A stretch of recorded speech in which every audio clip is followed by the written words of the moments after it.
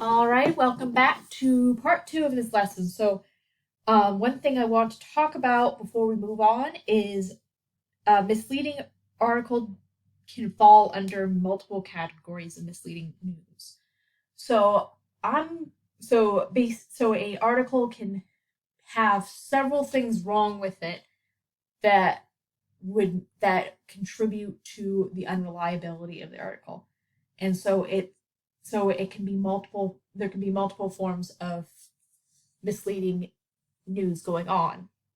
So let's take, for example, an article medical research articles. These are very common kinds of articles that get taken out of context and presented incorrectly, in part because a lot of news sources like to show like popular news sources that aren't necessarily strict journalistic sources, more of and ones that are more entertainment have a tendency to unintentionally take things out of context. So, say there's an article talking about connecting um, dark chocolate to talking about studying dark chocolate and blood pressure rates, comparing um, talking about whether or not there is a eating dark chocolate has a positive effect on blood pressure. Does it help? Or does it help? Um, so let's say that the the article on the actual study misinterprets it, takes out the wrong context, and says that the that the study is about heart disease, about how dark chocolate helps prevent heart disease. Now, blood pressure can be bad blood pressure can be a factor in heart disease, but that's not what the article's about. So that's a false context and incorrect, taking the information out of its original context. Um, and let's say the article has an actual graph of the data that's been changed in a certain way. Say that they compare the the amount of chocolate consumed to the amount of chocolate consumed um, compared to the rates of heart disease in the participants of the study, when in reality the original study was just comparing how often chocolate is consumed in the blood pressure rates of the people in the study. So that changing that so manipulating and that data and drafts to push a certain conclusion is way that a a way that a way that in multiple ways that article could be incorrect and misleading. So,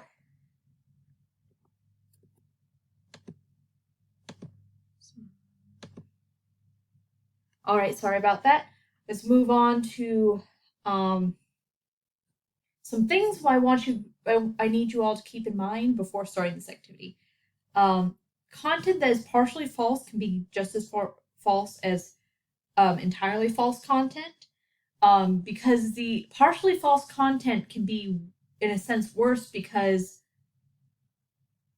our brains naturally want to go into naturally wants to our brains naturally like this simple two choices. We kind of don't like gray areas. So so most people want to say, well, is this true or is this untrue, with no area in between. So there's some articles that are like, okay, this is mostly untrue, but there's certain facts that are correct. This article is mostly true, but there's some facts taken out of context. So you have to be careful about those ones because they're not as easy to debunk as entirely false articles. Entirely false articles you can figure out pretty quickly if they're false, if there's no other there's no other sources talking about it, no known reliable sources talking about it. So it's not necessarily the percentage. Sometimes it can be other factors. Also, bias can be an issue as well. So sometimes um, an article can do harm in the fact that the article is pushing pushing readers to agree with a certain conclusion. So a article may have all the facts right, but the opinion that is being pushed or that certain facts are being left out or taken out of context can have a negative effect. So it's always important to check your own biases, especially be extremely careful of sources that already if it's something that you want to believe in or that you already believe in, because if it confirms that certain belief, because you're more likely to believe in something that confirms your bias than something that doesn't. Your your natural false news common sense detectors, usually your critical thinking does not kick in as hard when it's something that you disagree with. So it is something you agree with. It tends to kick in when it's something you already disagree with. So beware of that. So the last thing I want to talk about a little bit more in depth is the consequences of sharing fake news. So sharing misleading news, even if it's done on accident, has real world consequences.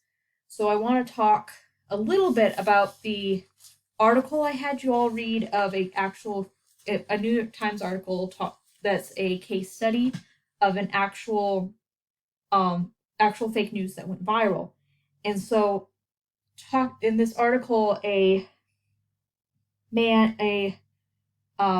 businessman from Austin, Texas in 2016 uh, with accidentally created fake news that became national news when he tweeted a picture of some tour buses implying that they were filled with fake protesters when they were not. Even though that man had a very small following on Twitter, only 40 people, it blew up. It was shared thousands of times on Twitter and Facebook and became a national story. So, even though the tweet was later corrected and deleted, it still was spread far and wide before anybody was able to correct it. So I'm going to talk a little bit about how about the mindset presented in the article, explaining when the businessman explained why he shared what he shared and everything. And this is not to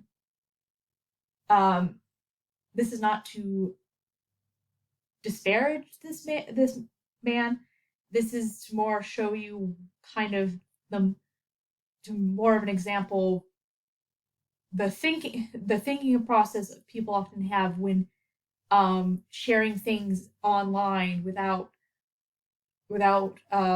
much critical thinking. So it's not to speak badly about him. It's more of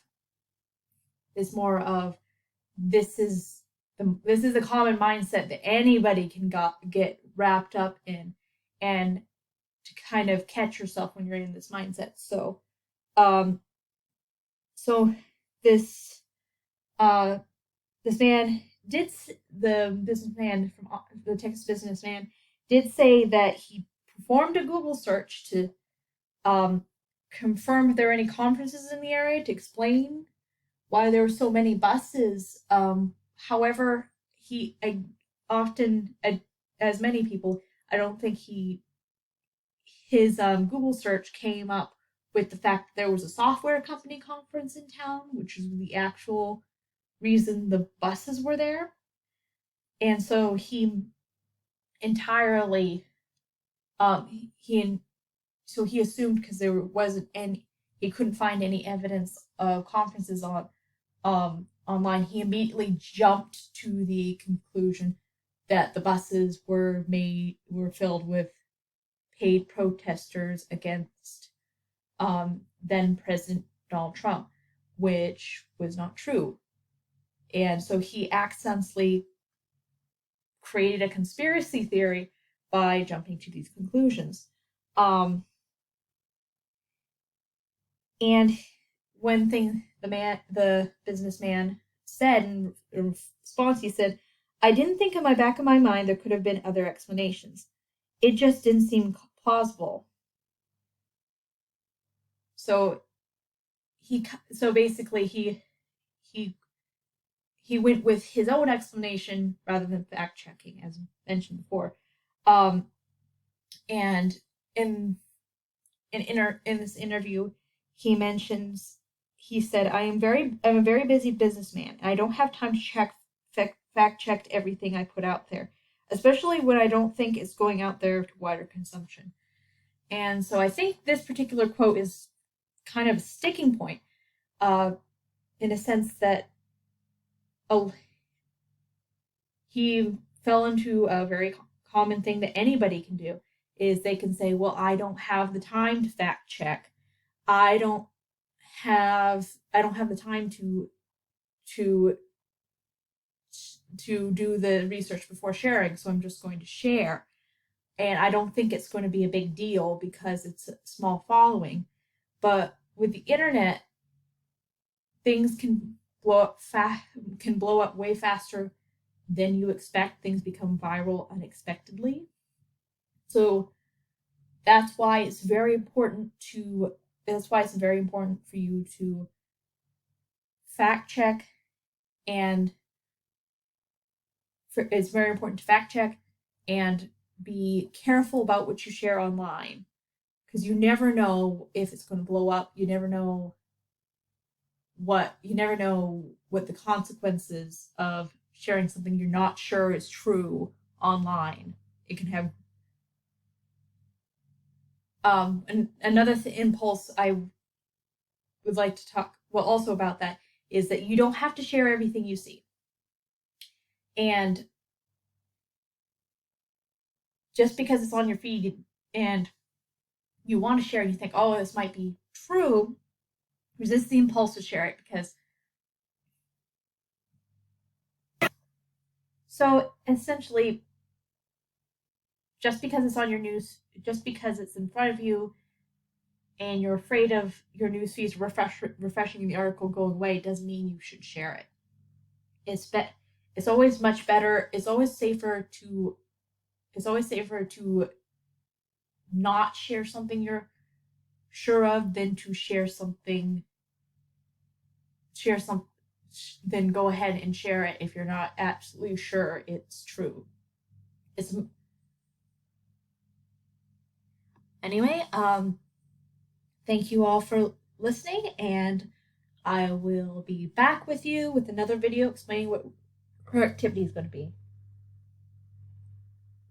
Bye.